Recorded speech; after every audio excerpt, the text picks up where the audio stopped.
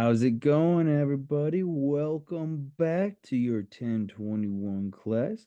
Hopefully, we were able to get all that stuff done. I know I gave you a bunch all front loaded, and then you could work throughout the time period. It was just a way to make sure everyone got a little simpler, a lot of easier going with it.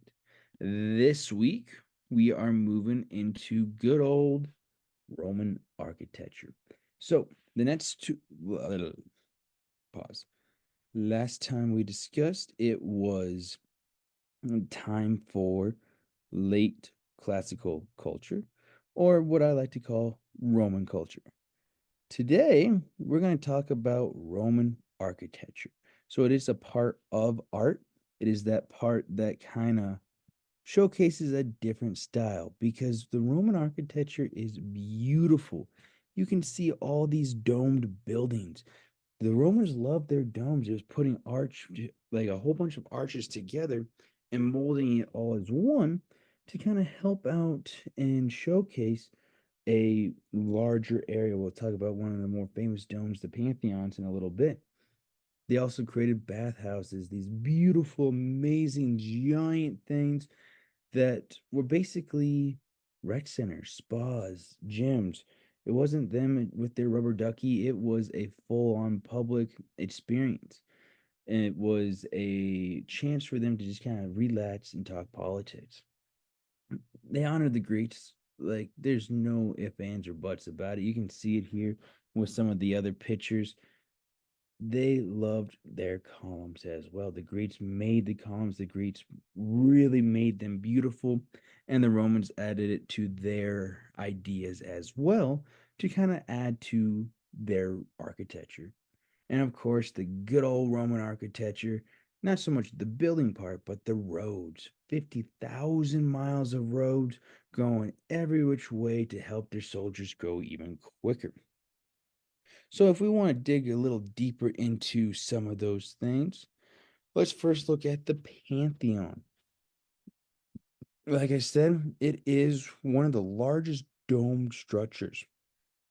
From one side to the other of that dome is about 150 feet, so it is nice and wide.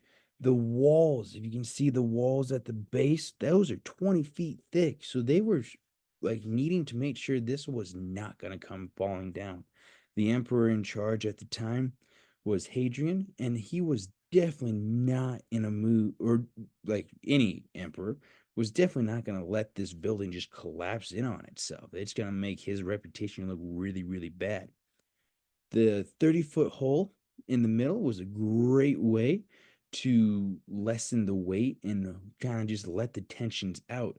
So, yes, that is sun shining through. It was to honor the gods, and it was really helpful in the sense that the sunlight can shine through.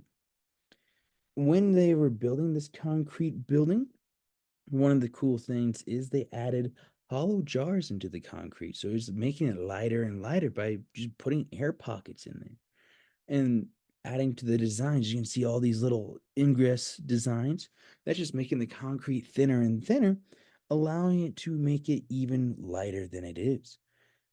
One of the things that I find really interesting is right there. There is a clear mistake. You can see that this front porch area is actually supposed to be 10 feet higher.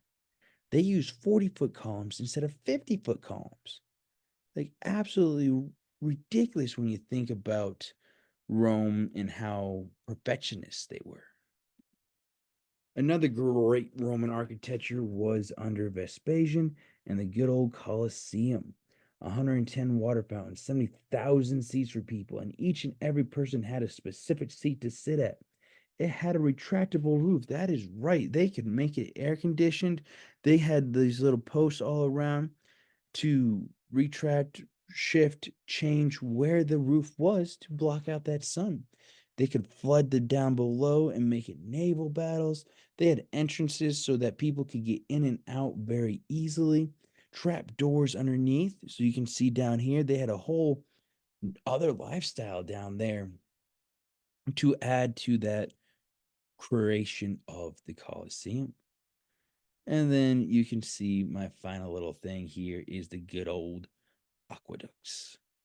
Rome loved its water. If you can say Rome loved water and war. Like those are the two things Rome loved more than anything else. And this good old aqueduct is exactly how they got that water to Rome. Gradual slopes all the way through, and using the arches to save a lot of weight, save a lot of material as well. So Rome has a beautiful art. This week we are focused just on the architecture. Next week we'll talk about the art and statues that come from Rome. So your job is to find that beautiful piece of architecture. It can be deep diving something that I mentioned. It can be looking at a different building, a different structure, a different statue, or no, let's not do statues, but like a different architecture piece and becoming that expert and sharing us all about it. Remember, posts are due Friday. Then you got to comment on two others.